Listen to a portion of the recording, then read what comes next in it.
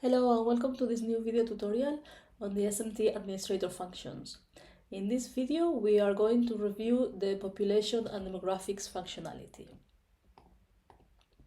So we'll cover adding total population figures to the SMT and setting up demographic details. So to begin with, I'm just going to log into the SMT as a country administrator. I go to the SMT platform. I log in. I'm going to select this account and I'm inside the SMT as a country administrator. I can see here country admin. Within the country admin menu, there is different options. So if I go to store data, I can see the second tab is population and demographics. So this functionality allows users to set up population data for each one of the locations where the SMT will be used. This data is needed to estimate the vaccine requirements for each store, and it needs to be updated annually. On this screen, you can see that there are two tables. The first table on top is a list of our target groups and the percentage of population for each target groups. At the moment, this table is blank. Below, on the second table, we have our hierarchy, the stores that we have at national, regional, and district level, and the total population for each store, which in our case is also blank. The first thing that we need to do here is to enter the total population. So basically this column here. There's different ways of entering the population. So ideally what you should do is to enter these population figures in the same Excel file that you are using for the store hierarchy. There is another video tutorial on how to manage the store hierarchy. So if you have not yet uploaded your store hierarchy, that means these columns here are blank. You have not set up your stores yet. I will advise you to search for the video tutorial on how to set up the store hierarchy, and you will see that there is a column in the hierarchy template that will allow you to enter the total population as well.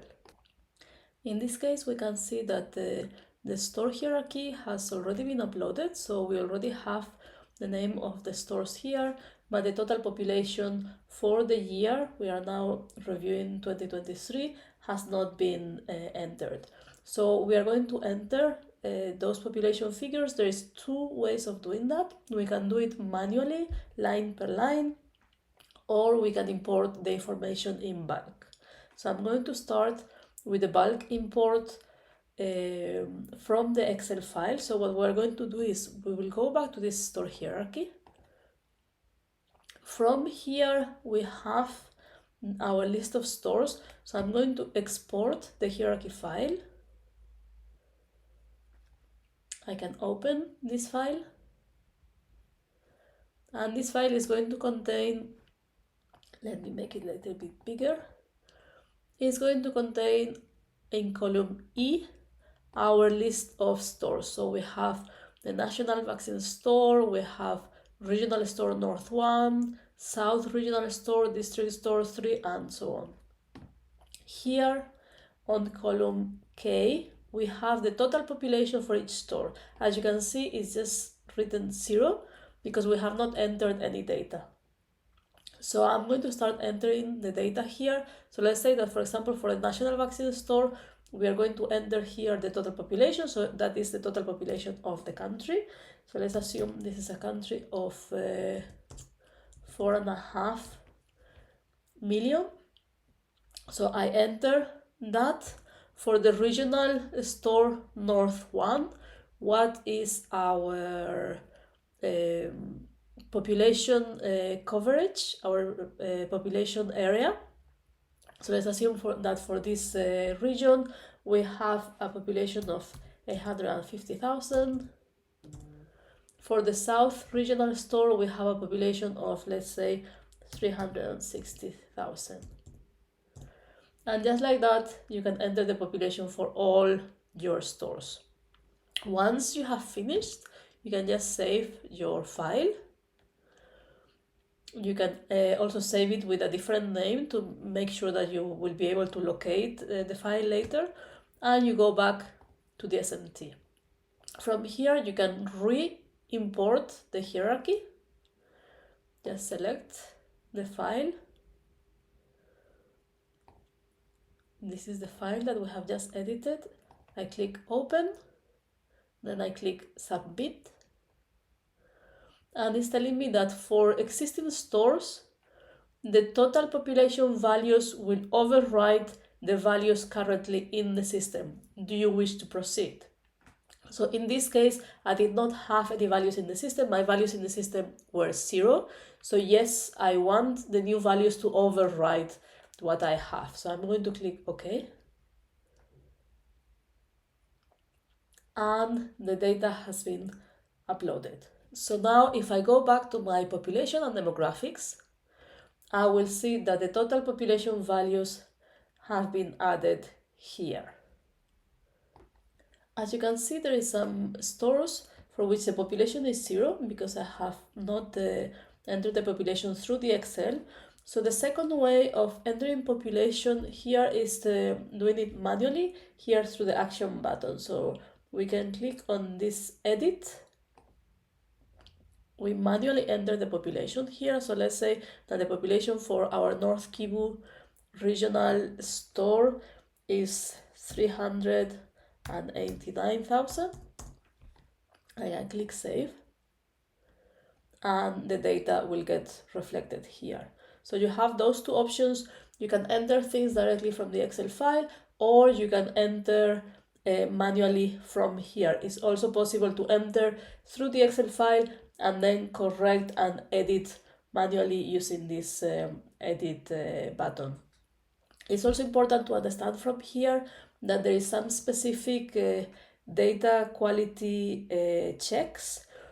So you cannot enter any population on a lower level which is bigger than the population of the higher level.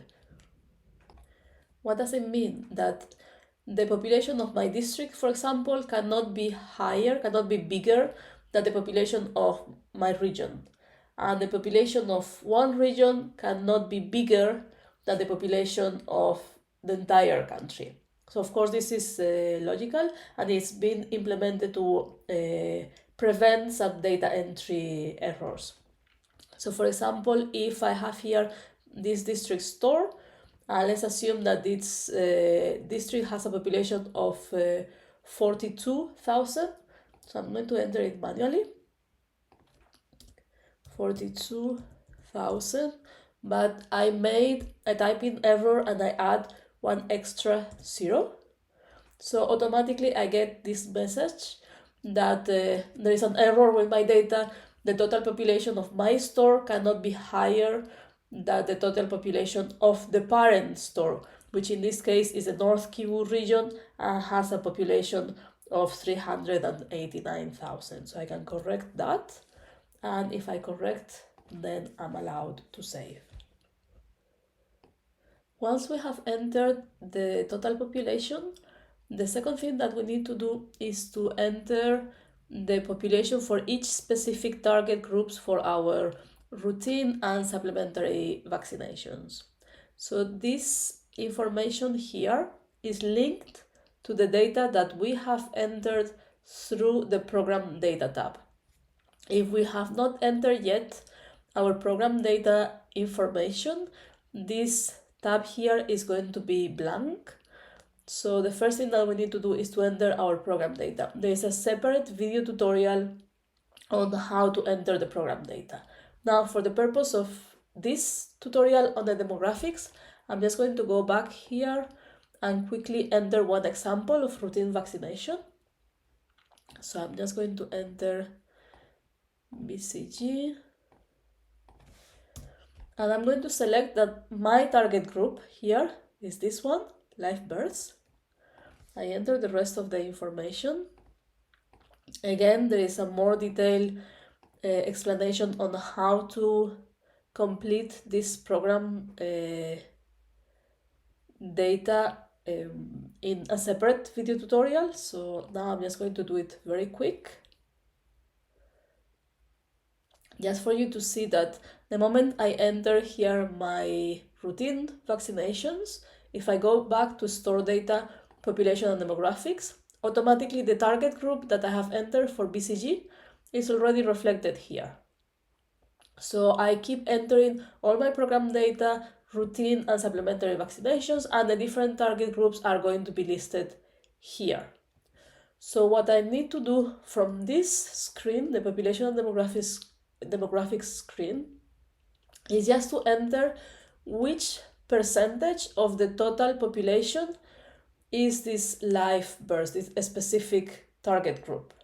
So let's say that live births represent 4% of my total population. So I click here on the actions. I enter 4, this is in percentage. I click save.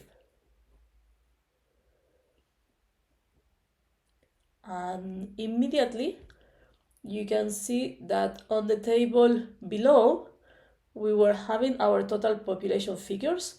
Now we have a separate column where we have our live births, and it has automatically calculated what is our target group population for each area. For example, for this district store North 2, this is our total population. Our live births target is this one. So just like that, we need to make sure that in the program data, we enter all the routine immunizations, all the supplementary immunizations. Those target groups will be listed here, and we need to manually enter the percentage of the population, and automatically that will be calculated into population figures on the table below. And remember that you need to repeat this process for each year. So I'm now doing the population for 2023, but if I go to the population of 2024, is blank. I will have to enter my program data, my immunization targets for the year 24, and then my population estimates for the year 24. So this is all. I hope this video has been useful, and see you in the next tutorial.